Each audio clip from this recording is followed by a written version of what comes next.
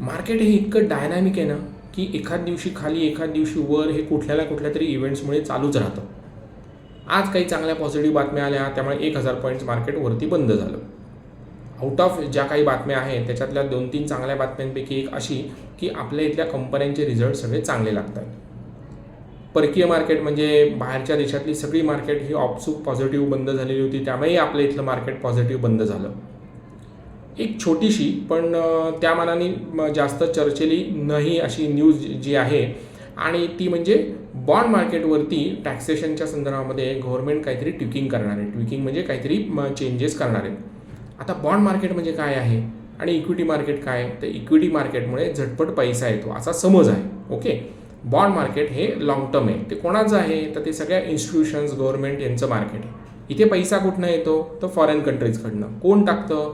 तर सगळे जे काही सोवरिन वेल्थ फंड्स आहेत म्हणजे सगळ्या देशांचा जो काही पैसा आहे त्या त्या देशांचा जो काही इन्व्हेस्टमेंट व्हेकल आहे ना तो इथे पैसा गुंतवतात आणि हा सगळा पैसा हा लॉंग टर्म आहे. हा सगळा पैसा येतो तो सोवरिन बॉन्ड्सकडनं जो सोवरिन वेल्थ फंड्सकडनं जो पैसा येतो हा सगळा इन्फ्रास्ट्रक्चरसाठी जातो.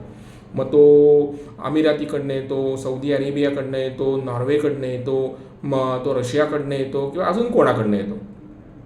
हा सगळा पैसा लॉंग टर्म असतो.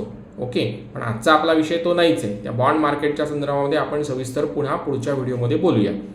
आज आपण बोलणार आहोत ते एका वेगळ्या पण दुर्लक्षित अशा विषयाकडे.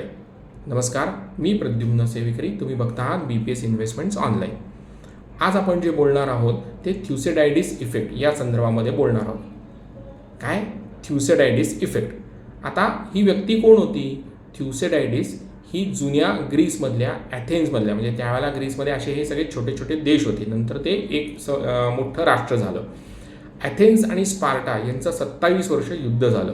त्या ह्याच्यामध्ये ॲथेन्सकडून लढणारा हा सेनानी होता. सेनानी म्हणजे जनरल. आणि थ्युसिडायडिसला असं म्हटलं जातं की he is the father of modern history. हिस्ट्रीमध्ये डॉक्युमेंटेशन करणं महत्त्वाचं. या सगळ्या गोष्टींच्या डॉक्युमेंटेशनला त्यांनी महत्त्व दिलं. 27 वर्ष केलं म्हणून त्याला फादर ऑफ मॉडर्न हिस्ट्री म्हटलं जातं. ओके, मग थ्युसिडायडिस इफेक्ट काय सांगतो की एस्टॅब्लिश्ड पॉवरला वाटत राहतं की इमर्जिंग पॉवर आपल्याला टेक ओव्हर करणार आहे आणि त्या ह्याच्यामध्ये मग इमर्जिंग पॉवरच्या विरोधामध्ये युद्ध छेडलं जातं. आता हे ॲथेन्स आणि स्पार्टाच्या ह्याच्यामध्ये. मग स्पार्टाला वाटत राहतं की त्यावेळेला स्पार्टा ही एस्टॅब्लिश्ड पॉवर होती आणि ॲथेन्स ही इमर्जिंग पॉवर होती. स्पार्टाला वाटत राहिलं की ॲथेन्स आपल्या विरुद्ध हल्ला करणार आहे म्हणून त्यांनी ते युद्ध छेडलं. 27 वर्ष हे युद्ध टिकलं. हिस्ट्री काय आहे ते सगळ्यांना माहितीच आहे. असो, पण ही जी काही टर्मिनॉलॉजी आहे ही कोणी केली?